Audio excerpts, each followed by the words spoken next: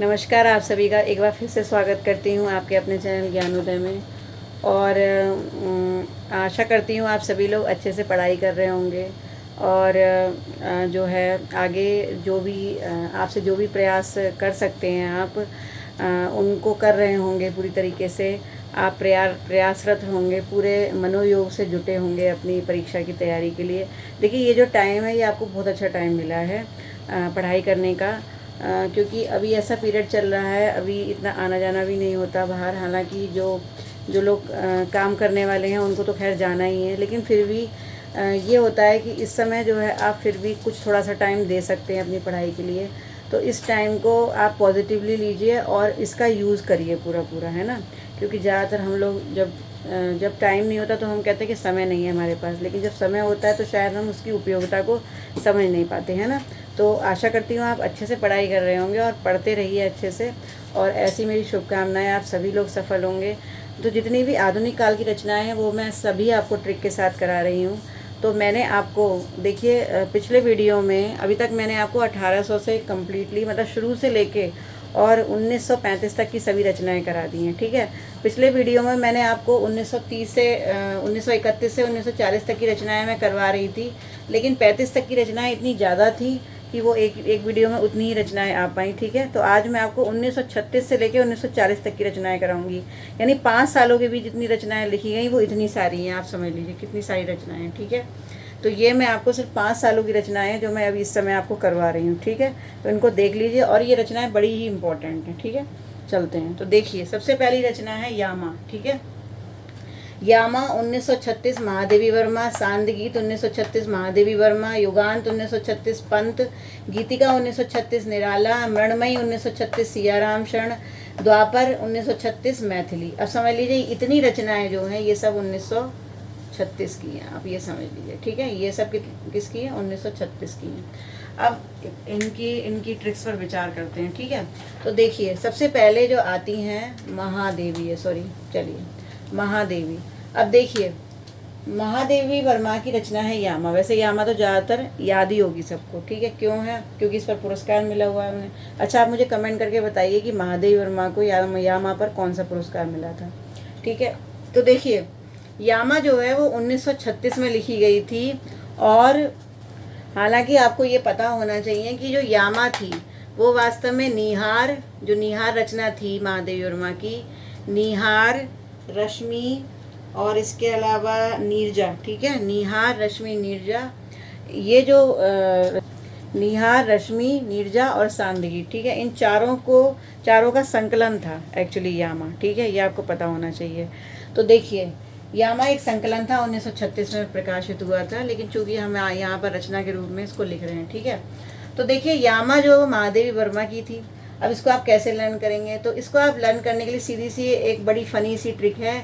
आप याद करिए यामाहा, ठीक है। और यामाहा ये सभी को पता है। यामाहा जो है ये पुरानी जो जो हमारी जो मोटरसाइकिल हुआ करती थी पुराने ज़माने की, वो यामाहा कंपनी बहुत फेमस कंपनी थी पुरानी, यामाहा, ठीक है। यामाहा की जो बाइक्स थी वो पहले यूज़ की जाती थी। तो आप बस इतना याद कर लीजिए कि महादेवी वर्मा जो है वो यामाहा चलाती थी। क्या चलाती थी? यामाहा। यामाहा एक बाइक का नाम है और महादेवी वर्मा यामाहा पे बैठ के जा रही हैं। बस आप इतनी इमेज दिमाग में बना लीजिए, एकदम आपको याद हो जाएगी, ठीक है। बड़ी फनी सी ट्रिक है और याद करने के लिए बहुत बेहतर ट्रिक है। चलिए, तो महादेवी वर्मा बाइक चला रही है, कौन सी? यामाहा, ठीक। उसके बाद आगे चलते हैं। फिर है सांदगीत। सांदगीत जो है ये भी महादेवी वर्मा की है, ठीक है। ये भी किसकी है? महादेवी वर्मा की। अब आपको एक बात पता है कि महादेवी वर्मा जो थी महादेवी थी, और महादेवी वर्मा जो थी वो बहुत उन्होंने जितनी भी रचनाएं लिखी हैं सब गीत में लिखी हैं, ठीक है। सब गीत में लिखी हैं। और आपको पता है कि जितने भी गीतकार होते हैं, जैसे महादेवी वर्मा थी, या जितने भी कवि होते हैं, वो सुबह शाम गीत गाते रहते हैं, मतलब कवि अपनी कविताएं सुनाते रहते हैं। तो आप ऐसे याद कर लीजिए कि शाम के समय गीत गाती थी कौन? महादेवी जी, ठीक है। महादेवी वर्मा रोज़ सांध्य गीत गाती थी, मतलब रोज़ जो भी वो लिखती थी वो शाम के समय गाया करती थी। सांध्य गीत का मतलब शाम का गीत, ठीक है। तो शाम का गीत यानी सांध्य गीत कौन गाती थी? महादेवी वर्मा, ठीक है। जो भी लोग लिखते हैं वो ज़्यादातर गाते हैं। जैसे मैं ही थोड़ी बहुत पोइट्री लिख लेती हूँ, तो कभी कभी मेरा मन करता है तो अपनी ही कविताएं मैं गुनगुनाने लगती हूँ शाम के समय, है ना। चाय के टाइम पर बहुत अच्छा लगता है। तो इसी तरीके से जो महादेवी वर्मा थी वो सांध्य गीत गाया करती थी, यानी शाम के समय गीत गाती थी, अपनी कविताएं गाती थी। इससे आप याद कर लीजिए। उसके बाद फिर आगे चलते हैं, फिर है युगांत। ठीक है, युगांत जो है वो पंत की है। अब फिर से आप आ जाइए, फिर से आप क्या है, फिर से आप पेंट पर आ जाइए। ठीक है, तो देखिए युगांत। आप एक बात सोचिए कि जो पैंट थी वो कब पहनी गई? पैंट पहनना कब शुरू हुआ? जब एक युग का अंत हो गया। ठीक है, कौन सा युग था वो युग था हमारे भारतीयों का युग। ठीक है, कौन सा युग था? भारतीयों का युग। यानी जब भारतीयों का युगांत हो गया, भारतीयों का युगांत हो गया, यानी भारतीयों का युग तो हो गया समाप्त, और किसका युग आ गया? अंग्रेजों का। ठीक है, आपको मालूम है ईस्ट इंडिया कंपनी की स्थापना हुई, उसके बाद अंग्रेजों ने धीरे धीरे जो है बक्सर के युद्ध के बाद में फिर जो पूरी तरीके से अंग्रेज लोग जो हैं भारत पर पूरी तरीके से राज्य उन्होंने स्थापित कर लिया। तो युगांत हो गया, यानी एक युग का तो अंत हो गया, जिसमें हमारे जो भारतीय थे वो धोती कुर्ता पहनते थे, उनका परिधान अलग था, हमारे ऋषि मुनियों की जो का परिधान अलग था। ठीक है, लेकिन जैसे ही वो युगांत हुआ, जैसे एक युग का अंत हुआ, दूसरा युग शुरू हो गया, और दूसरे युग में क्या पहनी जाने लगी? पैंट पहनी जाने लगी। तो पैंट कब आई? जब युग का अंत हो गया। कौन से युग का अंत हो गया? जो हमारे भारतीयों का युग था। ठीक है, तो पैंट कब आई? पैंट कब पहनने लगे युग? जब युगांत हुआ, जब एक युग का अंत हो गया और दूसरा युग प्रारंभ हो गया। भारतीय युग का अंत हो गया और दूसरा युग यानी अंग्रेजों का युग प्रारंभ हो गया, तो आ गई पैंट। ठीक है, हमारे भारत में। और उसके बाद में फिर क्या हुआ? फिर बाद में आपको मालूम ही है क्या हुआ, है ना? अंग्रेजों को खदेड़ के बाहर निकाल दिया गया, है ना? स्वतंत्र हो गए हम लोग। हालांकि आज भी हम वही पाश्चात्य संस्कृति अपना रहे हैं, और जो ड्रेस कंफर्टेबल होती है, अब तो ये हो गया कि जो ड्रेस कंफर्टेबल है वो पहनो। ठीक है, लेकिन ये सिर्फ ट्रिक थी एक याद करने के लिए। ठीक है, तो ये हो गया युगांत। किसकी हो गई? पैंट यानी पंत की। अब उसके बाद फिर आते हैं गीतिका। गीतिका जो है वो निराला की है। ठीक है, अच्छा एक बात बताइए, गीतिका किसका नाम होगा? गीतिका केवल उसी सिंगर का नाम हो सकता है जो बड़ा निराला गाना गाती है। तो गीतिका एक सिंगर का नाम है। पहले तो आप याद कर लीजिए कि गीतिका है, भाई गीतिका किसका नाम होगा? जो गीत गाती है। ठीक है, और वो बड़ा निराला गीत गाती है, तो गीतिका बड़ा निराला गीत गाती है। बस आप इतना याद रख लीजिए, इसीलिए उसका नाम गीतिका पड़ा। क्यों? क्योंकि वो एक निराला गीत गाती है। ठीक है, तो गीतिका निराला गीत गाती है, इसलिए उसका नाम गीतिका पड़ गया। चलिए, अब उसके बाद आगे चलते हैं। फिर है मृणमयी। मृणमयी जो है सियाराम शरण गुप्त की है। तो मृणमयी जो है इसको आप जो है क्या कर लीजिए, इसको आप, चलिए मृणमयी मैं यहाँ लिखा रहने देती हूँ, मैं यहाँ पर लिख देती हूँ, इसको आप मरणमयी कर लीजिए। क्या कर लीजिए? मरणमयी। ठीक है, जो मरणमयी है उसको हमने क्या कर लिया? मरणमयी, थोड़ा सा खोल दिया इसको, मरणमयी कर लिया। अब देखिए मरणमयी, मरण का मतलब क्या होता है? मर जाना। ठीक है, देखिए जब भी कोई व्यक्ति का मरण होता है, जब वो मर जाता है यानी वो मरणमयी हो जाता है, तो लोग क्या बोलते हैं? राम राम सत्य है, राम राम सत्य है, यानी राम की शरण में जाता है वो व्यक्ति।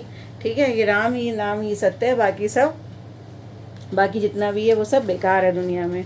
तो जब इंसान मरणमयी हो जाता है तो किसकी शरण में जाता है? सिया राम की शरण में जाता है, राम की शरण में जाता है, इसीलिए लोग बोलते हैं राम राम सत्य है। ठीक है, तो बस आप इतना याद कर लीजिए, मरणमयी, और मरण से सीधे आपको राम याद आ जाएगा और सिया राम खुद ही याद आ जाएगा। ठीक है, चलिए अब इसके बाद फिर चलते हैं 1936 में द्वापर। ठीक है, द्वापर जो है ये मैथिली शरण गुप्त जी की रचना है। अब फिर वही बात, अब आपको मालूम है मैथिली शरण गुप्त, इसको मैं क्या बताती हूँ आपको? मेथी। ठीक है, अब देखिए मेथी, आप ये सोचिए कि जो हमारे मैथिली शरण गुप्त जी थे, एक दिन उनको मेथी नहीं मिल रही थी, जो वो मेथी बहुत खाते थे। ठीक है, और हमेशा उनके किचन में मेथी रहती थी, लेकिन एक दिन क्या हुआ कि लॉकडाउन हो गया और मेथी नहीं मिली। ठीक है, तो मेथी जब नहीं मिली और घर से बाहर नहीं निकल सकते थे, तो उन्होंने सोचा कि रास्ते में जाऊंगा तो पुलिस रोकेगी, तो उन्होंने क्या करा? देखिए ये रचना है द्वापर। ठीक है, तो आप इसको ओ की मात्रा लगा दीजिए इस पर, तो ये बन गया दो पर, यानी दो पर, यानी उन्होंने अपने शरीर पर दो पर लगा लिए। ठीक है, कि भाई अगर मैं चल के नहीं जा सकता तो उड़ के तो जा सकता हूँ सोशल डिस्टेंस में, है ना? तो उन्होंने दो पर लगा लिए, और दो पर लगा लिए और फटाफट मेथी ले आए, वो जाकर खरीद लाए। ठीक है, तो बस दो पर किसने लगाए? मैथिली शरण गुप्त ने। तो द्वापर किसकी हो गई? मैथिली शरण गुप्त की। ठीक है, फिर आगे चलते हैं। फिर ये देखिए यहाँ तक 1936 की सभी रचनाएं समाप्त हो गई। ठीक है, अब आती हैं 1937। 1937 की ये दो रचनाएं हैं, प्रेम संगीत और चंद्र किरण। ठीक है, देखिए प्रेम संगीत जो है वो भगवती चरण वर्मा की, और मैंने आपको बताया कि जहाँ पर भी भगवती चरण लिखा है आप ये हटा देंगे पूरा और यहाँ भगवा कर लेंगे। ठीक है, आपको मालूम है कि जो लोग प्रेम संगीत सुनते हैं, जो लोग भक्ति संगीत सुनते हैं, जो भगवान के प्रेम से भरा हुआ संगीत सुनते हैं, और जो लोग भक्ति संगीत सुनते हैं वो वास्तव में भगवा कलर धारण करते हैं। ठीक है, यानी प्रेम संगीत भक्ति संगीत कौन सुनते हैं? जो भगवा रंग पहनते हैं। ठीक है, हालांकि ऐसा कोई ज़रूरी नहीं है, ये सिर्फ मैं आपको मतलब उसके लिए बता रही हूँ, केवल ट्रिक है ये। ठीक है, कि भगवा कलर पहनने वाले जो भगवान के भक्त होते हैं वो कैसा सुनते हैं? प्रेम संगीत, प्रेम भक्ति से भरा हुआ संगीत।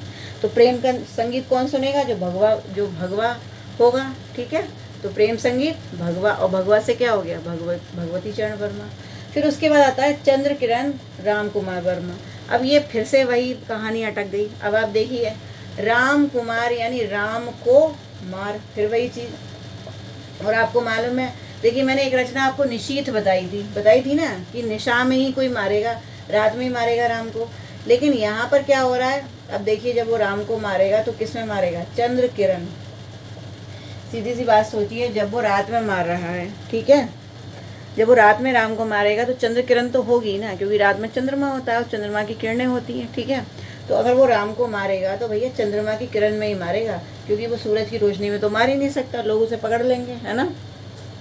तो चंद्र किरण, जब चंद्र की किरण होगी तभी राम को मारेगा जो मारने वाला व्यक्ति है। ठीक है, देखिए ये जो रचनाएं हैं, ये जो मैं ट्रिक बता रही हूँ, इसका किसी भी धर्म विशेष से कोई संबंध नहीं है। मैं बार बार कह रही हूँ, किसी को बुरा लगता हो तो सॉरी, लेकिन मैं आपको बता रही हूँ, ये सिर्फ मेरी मनगढ़ंत कहानियाँ मैंने यूँ ही बना दी हैं, और ये सिर्फ याद करने के लिए है। ठीक है, इसे आप दिल से ना लें, ऐसा कुछ भी नहीं है। राम हमारे इष्ट हैं, भगवान हैं, और भगवान जो हमेशा हृदय में निवास करते हैं, पूरे संसार में निवास करते हैं, चाहे वो कोई भी भगवान हो, चाहे वो अल्लाह हो, चाहे वो जीसस हो, चाहे वो हमारे बाह्य गुरु हो, चाहे हमारे राम हो, कृष्ण हो, कोई भी भगवान हो, सभी भगवान एक है, सभी धर्म एक है, और सभी हमारे हृदय में निवास करते हैं। तो किसी भगवान के बारे में कुछ भी कहना जो है मेरा कोई भी उद्देश्य नहीं है, बस केवल मैं आपको क्या करवा रही हूँ? ट्रिक्स याद करवा रही हूँ। ठीक है, तो चंद्र किरण में राम को मारेगा, नहीं तो दिन में तो कोई उसे पकड़ लेगा। ठीक है, चलिए अब इसके बाद आगे चलते हैं। फिर है मधुलिका। मधुलिका जो है वो रामेश्वर शुक्ल अंचल की है। ठीक है, इसको आप कैसे लर्न करेंगे? देखिए इसको आप कैसे लर्न करेंगे? पहले तो मैं यहाँ लिख देती हूँ मधुलिका। ठीक है, और मधुलिका को आप कर लेंगे मधुलिखा। ठीक है, मतलब एक व्यक्ति था जिसने मधु लिख लिया। मधु का मतलब शहद होता है। ठीक है, जिसने मधु लिख लिया। ठीक है, अब मधु कहाँ लिख लिया? उसने मधु लिखा अपने आंचल पर। ठीक है, देखिए हो सकता है कि मधु कोई उसकी ऐसी कोई प्रेमिका हो या क्या हो। ठीक है, जिससे उसकी वजह से उसने अपने कपड़ों पर भी क्या लिख दिया? मधु लिख लिया। तो आप रामेश्वर शुक्ल अंचल में कुछ भी याद मत रखिए, आप सिर्फ अंचल याद रखिए, और अंचल से कर लीजिए आंचल, और आप लिखिए मधु लिखा। तो मधु लिखा तो ठीक है, यानी मधु तो लिख लिया, लेकिन किस पर लिखा होगा? अंचल पर, यानी आंचल पर लिखा होगा कोई ऐसा व्यक्ति जिसने आंचल पर मधु लिख लिया होगा, क्योंकि मधु उसको वो याद कर रहा था। ठीक है, बस आप इस तरह से लर्न कर लीजिए। ठीक है, अब उसके बाद आगे चलते हैं। फिर है निशा निमंत्रण, और ये है बच्चन की। ठीक है, निशा निमंत्रण किसकी है? हरिवंश राय बच्चन की। अब इसको आप कैसे लर्न करेंगे? देखिए, इसको आप ऐसे लर्न कर सकते हैं कि फिर से वहीं आ जाइए। देखिए बच्चन कौन हो गए? अमिताभ बच्चन। ठीक है, बस आप हरिवंश राय बच्चन इतने याद नहीं आ रहे होंगे जितने अमिताभ बच्चन याद आ रहे हैं, मुझे पता है सब लोगों को। ठीक है, अब अमिताभ बच्चन को क्या हो गया? कोरोना हो गया। ठीक है, जब किसी को कोरोना हो जाएगा तो वो दिन में बाहर नहीं निकलेगा। बताइए, जब किसी को कोरोना हो जाएगा तो दिन में वो बाहर नहीं निकल सकता, ना उसके घर कोई आ सकता है दिन में, है ना, क्योंकि दिन में फिर भीड़ भाड़ हो जाएगी। जब एक बंदा आएगा तो और 4 आएंगे। ठीक है, तो अगर किसी को बुलाना है, मान लीजिए कोई स्पेशल मीटिंग किसी से रखनी है, तो अमिताभ बच्चन उसको निशा निमंत्रण देते हैं, मतलब रात में ही बुलाते हैं अपने पास, अपने घर में, क्योंकि भाई सोशल डिस्टेंसिंग भी रखनी है।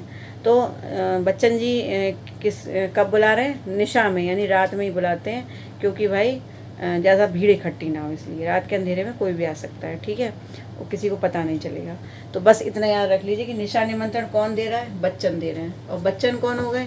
अमिताभ बच्चन आपको याद है, लेकिन वास्तव में हरिवंश राय बच्चन है। ठीक है, चलिए अब ये रचना हो गई। उसके बाद फिर आगे चलते हैं, फिर है तुलसीदास निराला। ठीक है, अब इसको तो आप ऐसे ही लर्न कर सकते हैं। देखिए तुलसीदास, आपको पता है तुलसीदास बहुत ही फेमस कवि हैं। रामचरितमानस की वजह से तो वो और ज़्यादा उन्हें ख्याति मिली। ठीक है, तो रामचरितमानस तुलसीदास लिख गए। तुलसीदास ने इतनी सारी रचनाएं जो है लिखी। आपको मैंने टेलीग्राम पर नोट्स भी दिए हैं तुलसीदास के, आपने पढ़ा होगा तुलसीदास के बारे में उसमें कि कितना कुछ उन्होंने लिखा है। तो तुलसीदास कैसे थे भाई, कैसे कवि थे तुलसीदास? तुलसीदास बड़े निराले कवि थे। ठीक है, तो तुलसीदास कहते थे निराले थे, तो तुलसीदास किसने लिखी? निराला ने। बस आप इतना याद रख लीजिए। ठीक है, फिर उसके बाद आगे चलते हैं। फिर है हुंकार, और हुंकार जो है वो दिनकर की है। किसकी है? हुंकार। हुंकार रचना किसकी है? दिनकर की है। ठीक है, अच्छा अब आप इसको लर्न कैसे करेंगे? आप देखिए हुंकार, हुंकार का मतलब क्या होता है? जोर से गर्जना करना, जोर से जो है तेजी से हुंकार भरना, तेजी से आवाज़ निकालना, उसको क्या कहते हैं? हुंकार। जैसे युद्ध भूमि में हुंकार निकाली जाती है। ठीक है, वीर रस का शब्द है ये हुंकार। ठीक है, तो आप ऐसे याद करिए कि अगर कोई भी गर्जना की जाएगी, आपको मालूम है हुंकार जो वो युद्ध भूमि में कहीं कोई लड़ाई वड़ाई हो रही है तो वहाँ पे हुंकार शब्द यूज़ होता है। तो कोई भी व्यक्ति हुंकार कब करेगा? कोई भी व्यक्ति हुंकार कब निकालेगा? हुंकार निकालेगा हमेशा दिनकर। दिनकर मतलब दिन में। ठीक है, वो दिन में ही निकालेगा, वो रात में निकाल ही नहीं सकता। आप खुद सोचिए कि रात में हुंकार भरने का फ़ायदा क्या है भाई, जब युद्ध भूमि में कोई होगा ही नहीं। सूर्यास्त के बाद तो युद्ध होता ही नहीं है। ठीक है, तो सूर्यास्त में ही तो हुंकार निकालेगा कोई दिन में ही तो हुंकार निकालेगा, रात में क्यों निकालेगा? तो हुंकार कब निकाली जाती है? दिनकर यानी दिन में।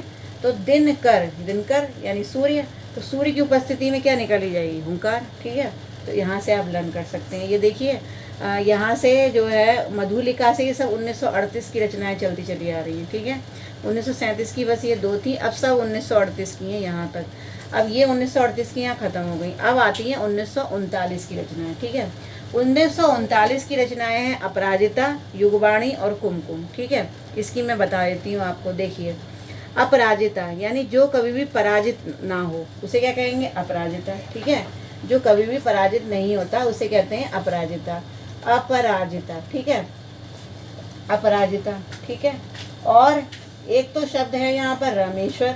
ठीक है, रमेश्वर, रमेश्वर। ठीक है, और दूसरा शब्द है अंचल।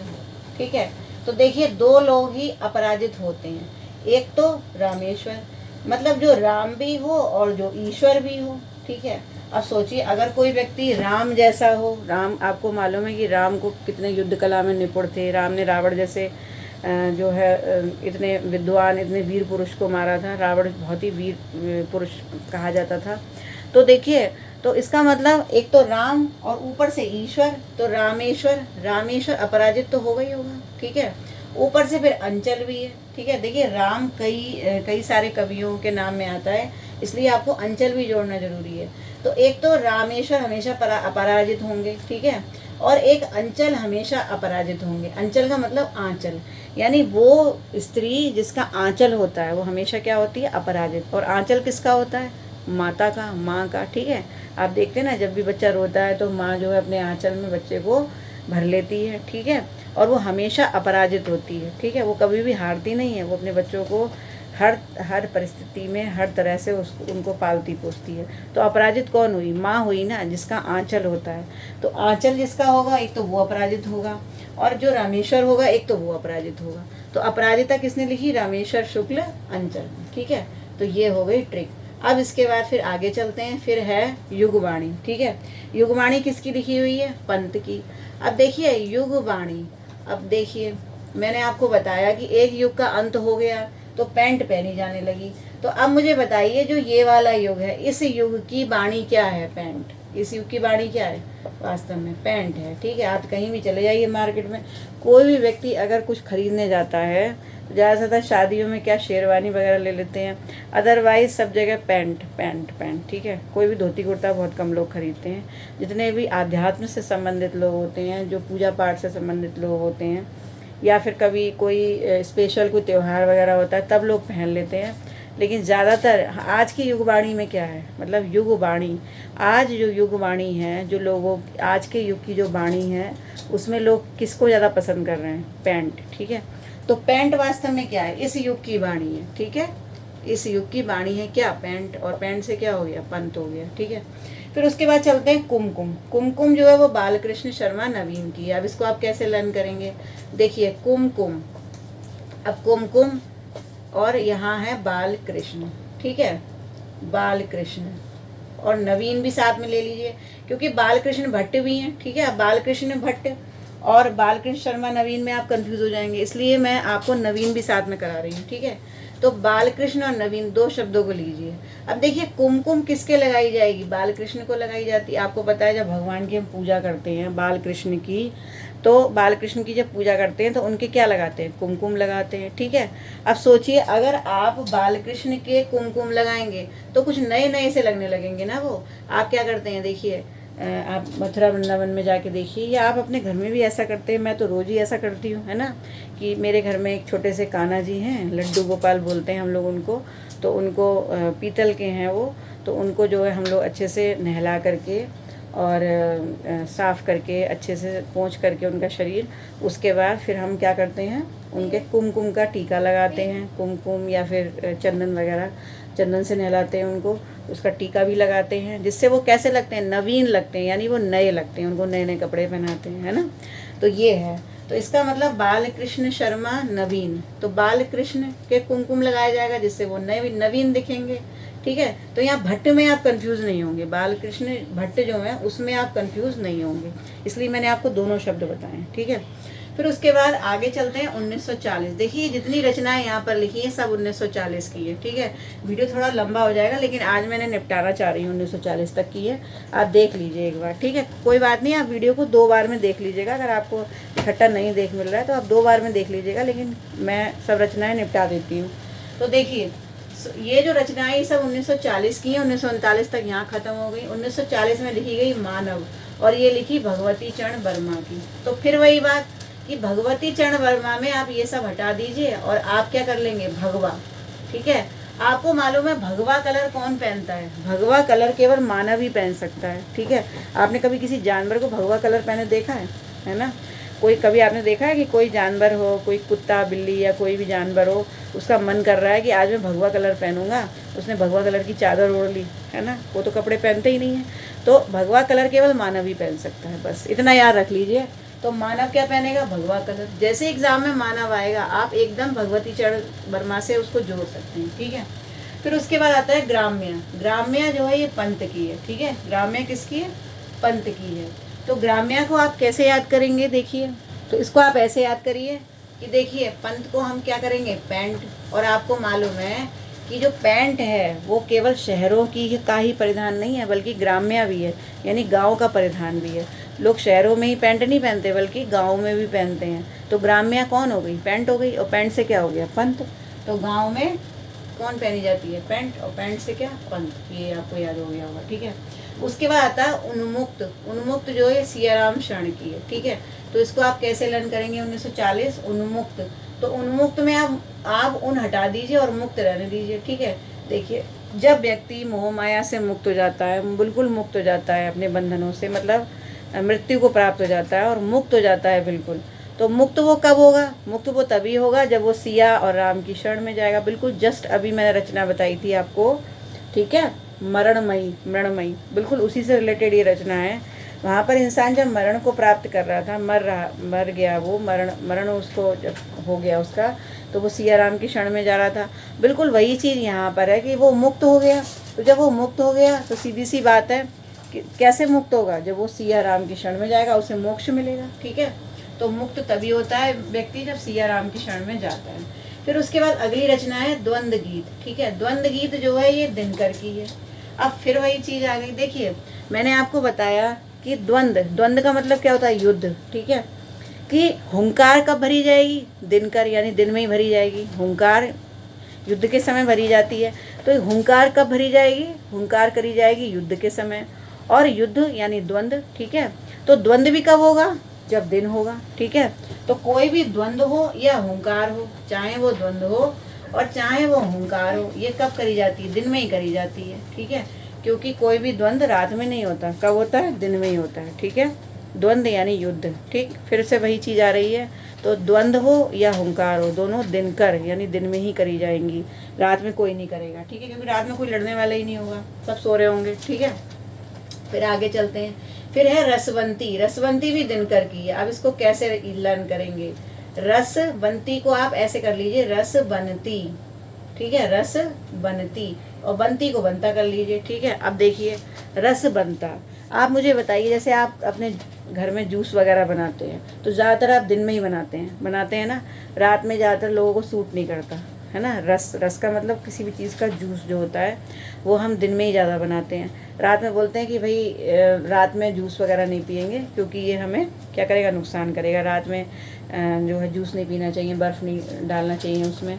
तो जूस ज़्यादातर किस में बनता है? जूस यानी रस बनता। रस कब बनता है? दिन में बनता है, ठीक है। बस आप इतना याद कर लीजिए। तो रस कब बनेगा? दिन में बनेगा, तो दिनकर हो गया, ठीक है। फिर उसके बाद अगला है वैदेही वनवास, ठीक है। वैदेही वनवास ये हरिऔध की है। अब इसको आप कैसे लर्न करेंगे? देखिए वैदेही वनवास, इसको आप समझ लीजिए, वैदेही वनवास।